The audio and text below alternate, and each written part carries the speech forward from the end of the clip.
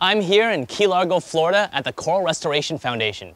Fluval is proud to be making a donation to help support the amazing work that the Coral Restoration Foundation is doing to help regenerate and restore the coral reefs here in South Florida. Let's go inside to meet with Ken and Kevin to hear the story.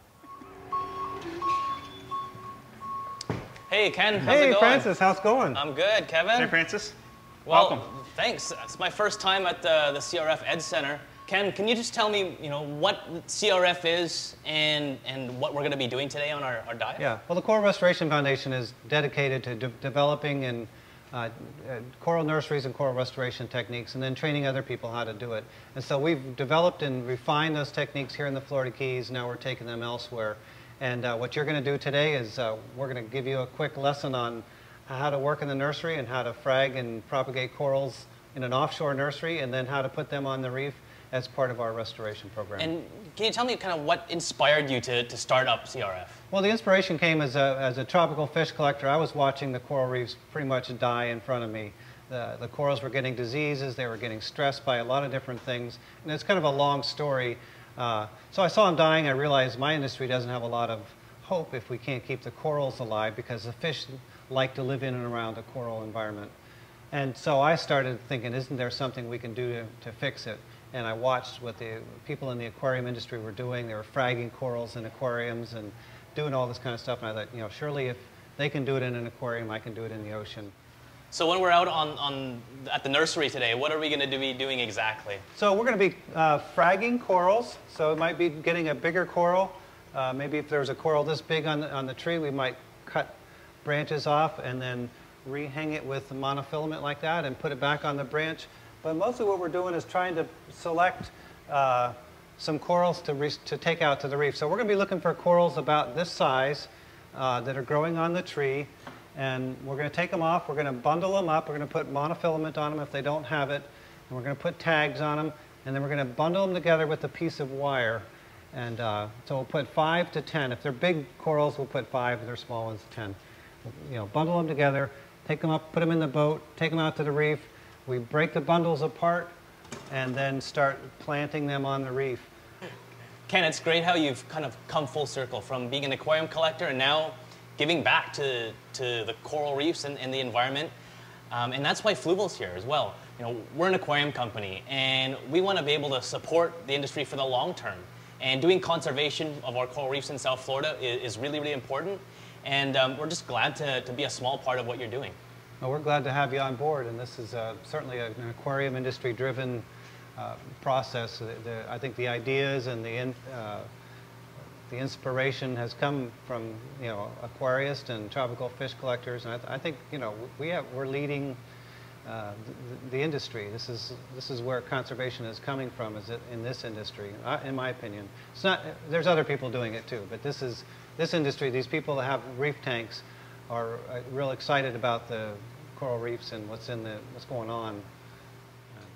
Ken and Kevin, I'm happy to present this check to the Coral Restoration Foundation. Awesome. To help continue your work of restoring the coral reefs of South Florida. It's so important. And hopefully what Fluval's doing inspires other aquarium companies, hobbyists, and just the general public to donate to this great, great and important cause. Well, we appreciate your support, and you're standing behind us on this endeavor, and I think it's going to be a great start and going to help us put a lot of corals on the reef. I want to thank Fluval. This aquarium industry takes a lot of abuse for what we do, and I think it shows that aquarium industry companies care, and this sponsorship goes a long way to help continuing our efforts. Thank you. Oh, it's our pleasure, and now let's get our hands wet and jump in the water, right? Let's go do it. Right. So the nursery is 3 miles out. It's right on the edge of state and federal waters. We're going to go there first, do our dives there, collect the corals, get them all ready. And what depth are we going to be diving at? The nursery's in 30 feet, so right to the sand is 30, and the trees are 15 or so. So we'll pick up the corals, put them in the boat, and then go out to Pickles Reef, which is about another half a mile from the nursery. So each tag has been stamped and imprinted with a number or a letter.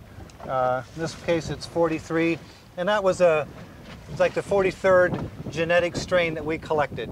So genotype 43 is actually in there on the way in. And why is it important to have keep track of the? Well, it's important because we're trying to figure out what these corals have inside them, and you know, are they fast growers? Are they disease resistant? Are they heat resistant?